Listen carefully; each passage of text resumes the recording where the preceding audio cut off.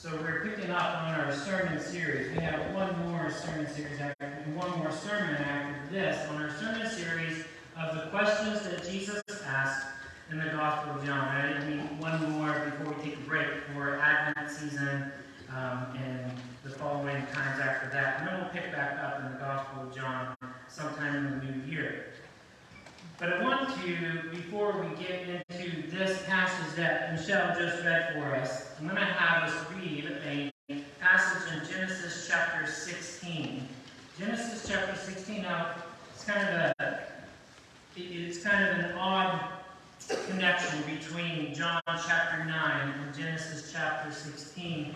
But I'm hoping that as I preach this sermon, you'll see the connection. Genesis chapter 16 begins this way. Now Sarai, Abram's wife, had borne him no children, but she had an Egyptian slave named Hagar. So she, Sarah, said to Abram, "The Lord has kept me from having children. Go sleep with my slave. Perhaps I can build a family through her." Abram agreed to what Sarai said. So after Abram had been living in Canaan 10 years, Sarai, his wife, took her Egyptian slave Hagar and gave her to her husband to be his wife. He slept with Hagar, and she conceived. When she knew she was pregnant, she began to despise her mistress. Then Sarai said to Abram, "You are responsible for the wrong I am suffering. I put my slave in your arms, and now that she knows she's pregnant, she despises me. May the Lord judge between you and me." "Your slave is in your hands," Abram said. "Do with her whatever you think best." Then Sarai mistreated Hagar, so she fled from her. The angel of the Lord found Hagar near a spring in the desert. It was the spring that is beside the river Shur. And he said, "Hagar, slave of Sarai, where have you come from, and where are you going?" "I'm running away from my mistress Sarai," she answered. Then the angel said of the Lord told her, "Go back to your mistress and submit to her." The angel added, "I will increase your descendants so much that they will be too numerous to count." The angel of the Lord also said to her, "You are now pregnant, and you will give birth to a son. You shall name him Ishmael, for the Lord has heard of your misery. He will be a wild donkey of a man. His hand will be against everyone, and everyone's hand against him, and he will live in hostility toward all his brothers." She gave this name to the Lord who spoke to her, "You are the God who sees me." For she said, "I have now seen the one who sees me." This is why the well was called Bir Lahai-Roi, which is still there between Kadesh and Beerah. So Hagar bore Abram a son, and Abram gave the name Ishmael to the son she had born. Abram was 86 years old when Hagar bore him Ishmael. I want to draw your attention back to verse 13, where it says, she gave this name to the Lord who spoke to her. "You are the God who sees me." The God who sees me. We have now discussed how we believe that God is a triune God. 3 persons in one God, the Father, the Son, and the Holy Spirit.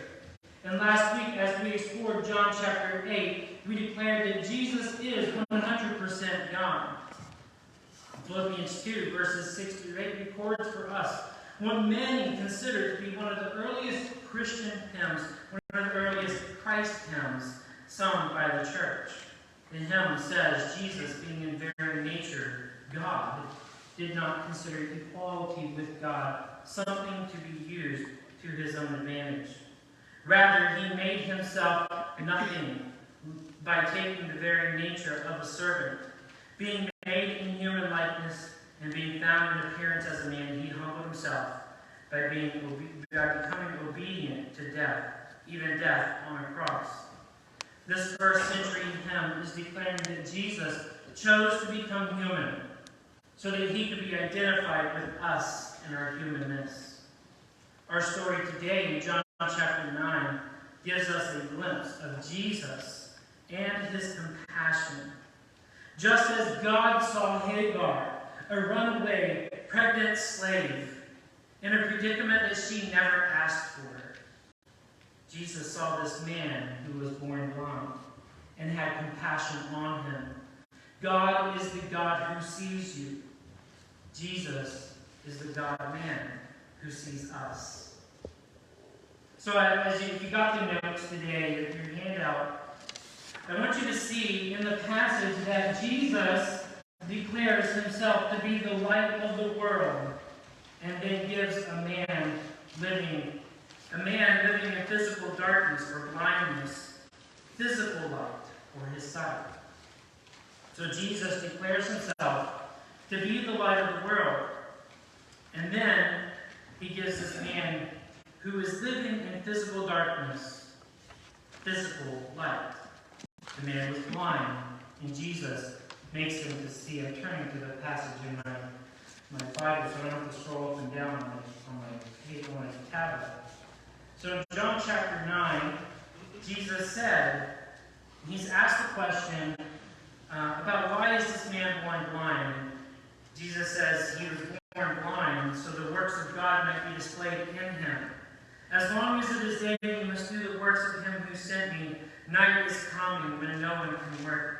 While I am in the world, I am the light of the world. And as we read in our passage, he then proceeds to spit in the ground and make some clay or some mud and put it on the man's eyes and told him to go and wash, and he was given his sight. So the first thing is, I want you to see that Jesus meets people where they are. He meets their needs both physically and spiritually. So Jesus saw this man where he was, and instead of preaching to him a sermon, or preaching to him about, listen, you need to believe in who I am, first, Jesus met his physical need. And then, later we see in the story, verses 35 through 38, that he then met his spiritual need.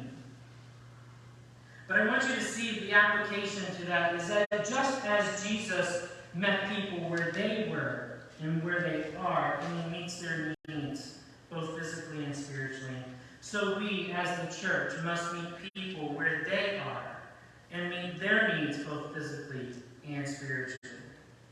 And this is, we just got a pretty good example of how we as a church are doing that.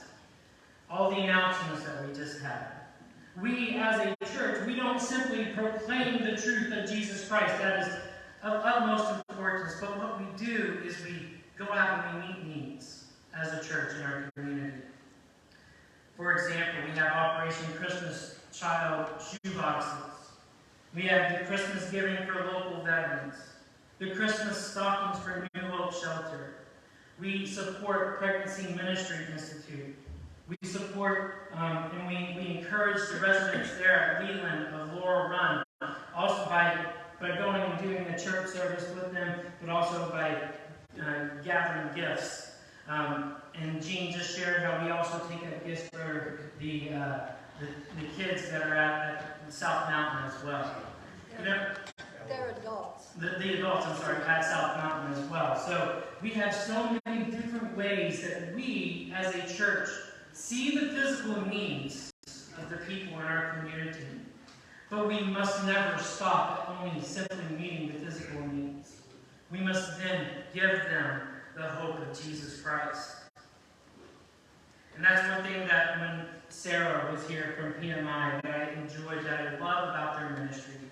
A young lady comes in, or even a young man with her, and they're in a desperate place. And they need help. And pregnancy ministry, they help, but then they also tell them about Jesus. And they encourage them to live and to surrender their lives to Jesus. That's something that I really have appreciated about many of our ministries that we support. And the next thing I want you to see, and I mixed it up here, is that Jesus declares himself to be the light of the world. And then he gives the man that was living in his physical darkness, physical life. So here Jesus sees the need and he meets the need. And then he gives him the hope that he is. And then I want you to see that us as the church, Jesus has ordained the church to be the light of the world by proclaiming the good news of Jesus Christ. That is our mission. We are called to go forth with the authority that Christ has given us to take the word, to take the hope of the gospel into a dark and hopeless world. And then I want you to see that Jesus experienced the culture. Those around him, they doubted him and they denied him. I want you to see that the blind man who was healed was doubted by his friends and his neighbors. And then he was denied membership, if you could say that, in the synagogue itself. The healed man experienced, in other words, persecution. And if Jesus experienced persecution, and if these people that followed Jesus in the first century experienced persecution, the reality is that we in America have been really blessed for the last 200, 300 years to not be experiencing persecution. If you follow our history back, when the Puritans, when the Pilgrims came over to America, they came to flee persecution, to be able to worship God in the way that they wanted to be able to worship. Hence we have Thanksgiving, because they gave thanks to God for providing for them throughout the austere winters that they were experiencing, and for providing to them a place that they could worship in freedom. And so today I want to encourage us and remind us that when we as the church boldly proclaim the message of the gospel of Jesus Christ, we will experience others doubting us. We will experience being denied our freedoms, and the culture will try to shut us down. No, it hasn't happened yet, but we've seen a very quick progression, even in the last 20 to 30 years of our country's existence, of where we're going, and how that is going to be the case at some point. Also, another reason why it's important for Christians to go to the polls and to vote, because we do have a say in how people run our government through the act of voting. But I wanted to remind you that even in North America, Christians are being persecuted. What does it mean to follow Christ in southern Mexico? And here's what the Voice of the Martyrs shared with us on the website. Christian converts are rejected by their community and are often forced from their homes and their villages. Large groups of Christians have at times been driven from their homes. Converts and faithful witnesses for Christ lose their jobs, inheritances, and their land. Those who remain in their community are marginalized, partly because they will not participate in pagan celebrations that feature drunkenness and debauchery. That's in Mexico. That's in North America. There are neighbors country-wise. How about, what does it mean to follow Christ in Cuba? Unlike the overt violence that Christians faced during communist Cuba, and during the communist Cuban Revolution, more subtle methods of persecution are now used by the Cuban government, largely out of concern for global reputation. Christian leaders are often summoned by the government officials for questioning or detained for up to 48 hours to pressure them, and churches are demolished by hired gangs so the government can deny responsibility. Legal church buildings are seized, and no new church buildings have been legally built in the country since the Revolution. Many believers meet in illegal house churches, often extensions of the pastor's home or shaded structures in the backyard of a family's home.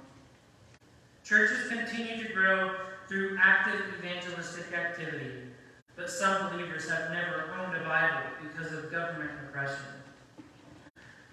Though no Christians are known to be imprisoned in Cuba, many are closely watched and are effectively under house arrest.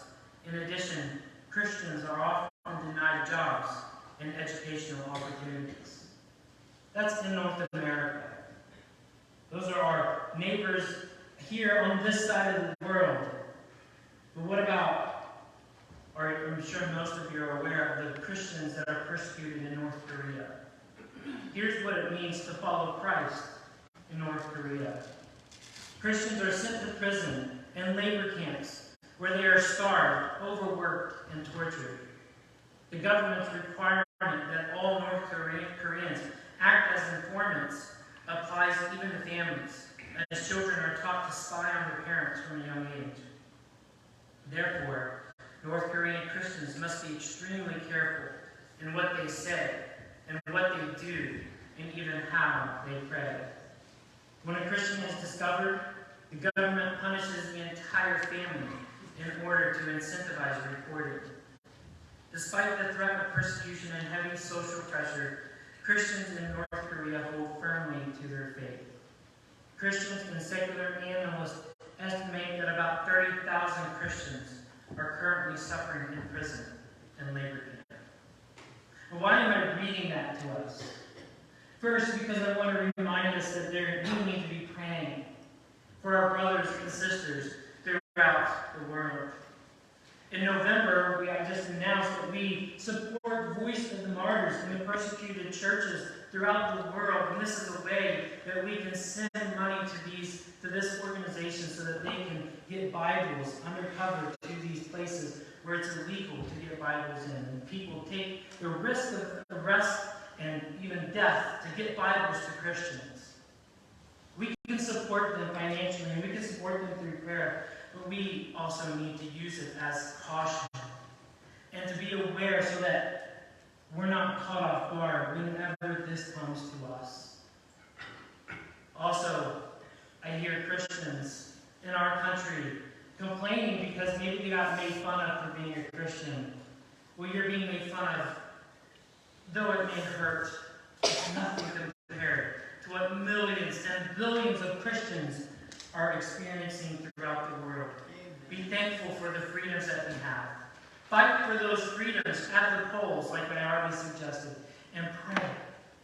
Pray that God will work in our country, that God will bring a revival to our country, and hopefully stem the tide of the social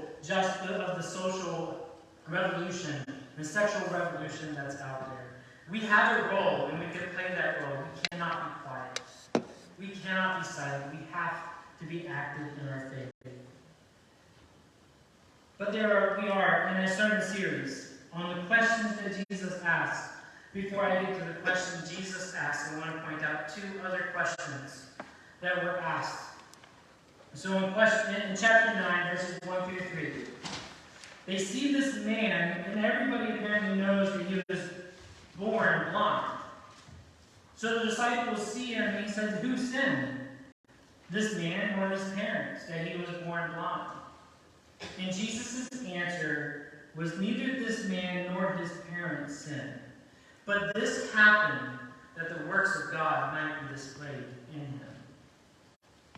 Now, our Life Application Bible tells us a common belief in Jewish culture was that calamity or suffering was the result of some great personal sin. But Jesus used this man's suffering to teach about faith and to glorify God. We live in a fallen world where good behavior is not always rewarded, and bad behavior is not always punished. Therefore, innocent people sometimes suffer. If God took suffering away whenever we asked, let's admit it, we would follow God for comfort and for convenience, not out of love and devotion. So regardless of the reasons for our suffering, Jesus has the power to help us deal with it. When you suffer from a disease, a tragedy, or disability, try not to ask why did this happen to me? Or what did I do wrong? Instead, ask God to give you strength for the trial and clearer perspective on what is happening. Now, Deidre and I, we see a marriage counselor on a regular basis. We want to make sure that we're not about to kill each other or anything like that. So we have a marriage counselor that we see on a regular basis, and I encourage all marriage partners to go and see marriage counseling. But one of the things that our marriage counselor encourages us to ask is, Lord, what do you want me to learn from this situation? Whenever things are hard, whether that's through raising the children, whether that's through finances, whatever that is, he says, rather than trying to ask why is it happening, he's saying, stop, make some space in your life and ask the question, what do you want me to learn from this situation, Lord? What are you trying to teach me? And here, this man, as horrible as it seems, is born blind, and has lived years and years this way, and he's suffered, and he's been neglected, and he's had his space where he begs for money and begs for things from people, and he's reliant on everyone else to take care of him. But Jesus says he was born blind so God can receive the glory. So God can do a great work in him. Whatever your tragedy, whatever your hardship, whatever your ailment may be. Maybe the question you're asking is wrong.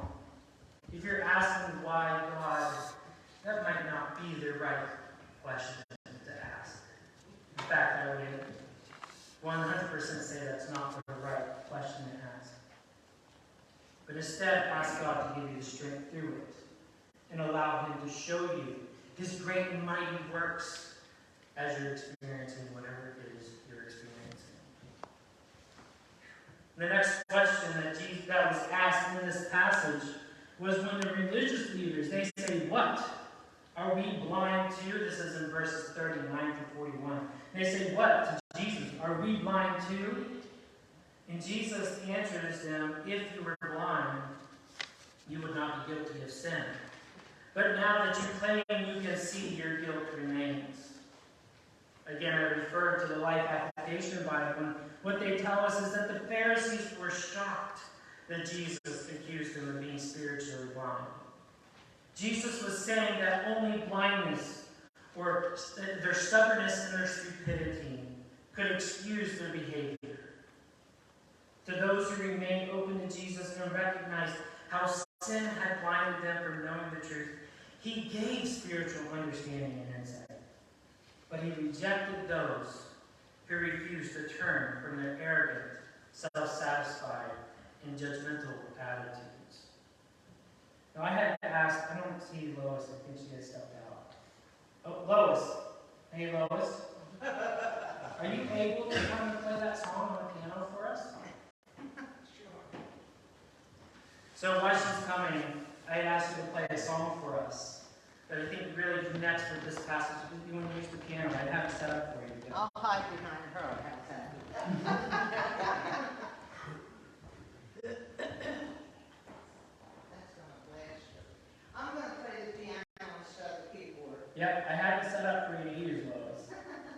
Okay, so what I want you to realize is what Jesus is saying is to these Pharisees is they've seen everything that Jesus has done and they've questioned everything that Jesus has done, and they still claim that they see the truth.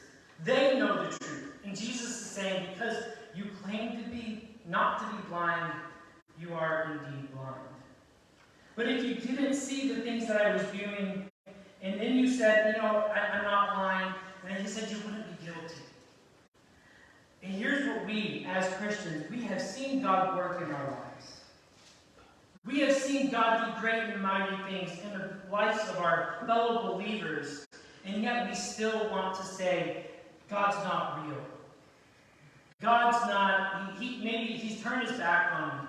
And when we get to that point where we say we know the truth, but we see God working, then we are indeed guilty, is what Jesus is saying. the works of God and then reject them, that calls judgment on ourselves. And that's what Jesus is saying. So the song I asked Lois to play is "The Light of the World is Jesus." And if you know it, sing along with me. But I want you to pay attention to the words. I thought it was, oh, how I love Jesus. No, the light of the world is Jesus.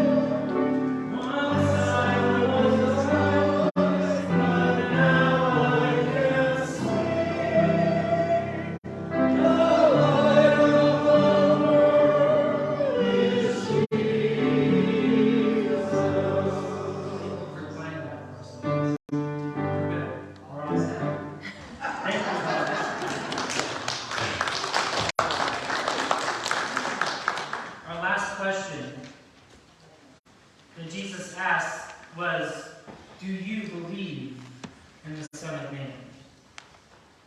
Then the man replied with the question himself, who is he that I may believe in him? Remember when Jesus healed him, he put the mud in his eyes and he sent him to wash.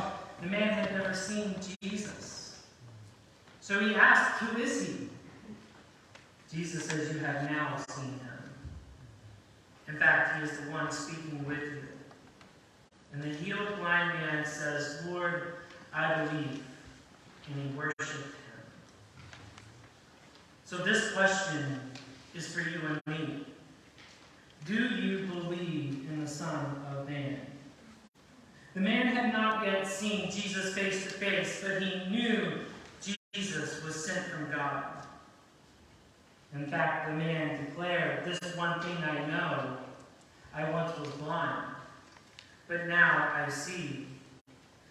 Brothers and sisters, Jesus has been doing great and mighty works in yours and all in your life. And all of those things orchestrated together to bring you here today. And Jesus wants to know, do you believe in the Son of Man? Do you believe in me? Jesus is asking you. Our big idea for the day is that Jesus is the revealer and the giver of light and sight. I'm going to ask us to do something that I've not asked you to do here today, or since I've been preaching here, but I'm going to ask for everybody to bow your head and to close your eyes so that we can remain in some privacy. Our study in the Gospel of John has been building us up to this point today. And I don't want to miss an opportunity. I believe that there is somebody here today. And Jesus is revealing himself afresh to you. Your heart is asking, but who is he that I might believe in him? And Jesus is speaking to you now. And he's bidding for you to come and to follow him.